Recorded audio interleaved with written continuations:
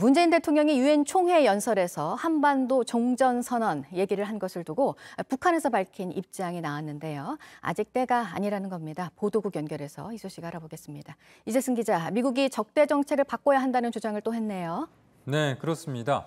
이태성 북한 외무성 부상이 오늘 아침 조선중앙통신을 통해서 담화를 발표했습니다.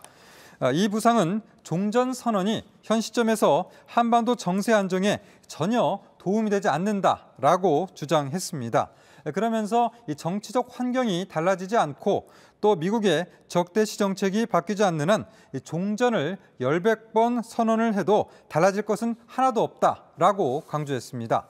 이번 북한의 반응으로 문재인 대통령이 다시 꺼내든 이 종전 선언에는 찬물이 끼얹어졌습니다. 다만 이 부상은 종전 선언을 완전히 폄하하지는 않고 의미가 있다라고 평가했는데요.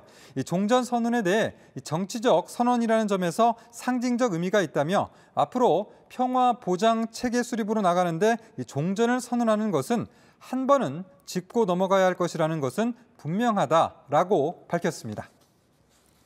네, 그리고 다음 달부터의 이 백신 접종 세부 계획이 다음 주 월요일에 이제 나옵니다. 접종 대상이 12세에서 17세 그리고 임신부로 늘어나게 되는 거죠? 네, 이 질병관리청이 4분기 백신 접종 계획을 다음 주 월요일에 발표하는데요. 발표될 내용에는 10월부터 기존 18살 이상이던 접종 대상이 12살 이상 청소년과 임신부 등으로 확대하는 안이 담겼습니다. 또 추가 접종을 하는 부스터샷도 시행되는데 기존의 백신 우선 접종 순위를 따를 가능성이 큽니다. 지난 2월 말 가장 먼저 접종을 시작한 요양시설과 요양병원 입원 환자 그리고 코로나19 진료 인력 등이 부스터샷도 우선적으로 맞게 될 전망입니다. 정부는 1차 접종률 목표를 80% 이상으로 높여 잡았는데요.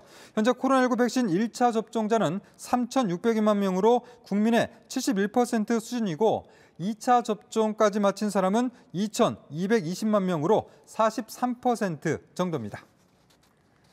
네, 미국 백악관의 반도체 대책 회의가 또 열렸습니다. 우리나라 업체에서도 역시 참여를 했죠. 네, 그렇습니다. 미국 백악관이 반도체 칩 부족 현상을 논의하기 위해서 세 번째 회의를 소집했습니다. 블룸버그 통신은 우리나라의 삼성전자와 또 대만의 TSMC 그리고 미국의 기업들이죠. 애플, 인텔, 제너럴모터스, 포드 등이 참석 명단에 있다라고 전했습니다. 이번 회의에선 미국 정부가 이 반도체 부족 사태와 관련해서 이 체계적 대응을 명분으로 기업들에게 여러 정보를 요구한 것으로 전해졌는데요. 미국 상무부의 입장 들어보시죠. So we'll be talking to dozens of these companies and urging them to comply. Of course, if they don't comply, then we have other tools in our toolbox to require them to give us data. I hope we don't get there, but if we have to, we will. 네, 자발적이지만 기업들이 협조하지 않을 경우 강제할 수단이 있다라는 뜻인데 블룸버그 통신은 상무부가 기업의 반도체 부족 사태와 관련한 투명성을 요구할 것이라면서 45일 내로 기업들의 재고와 주문, 판매 등과 관련한 정보 제출을 요청할 것이라고 전했습니다. 지금까지 아침 현지금 JTBC 이재승입니다.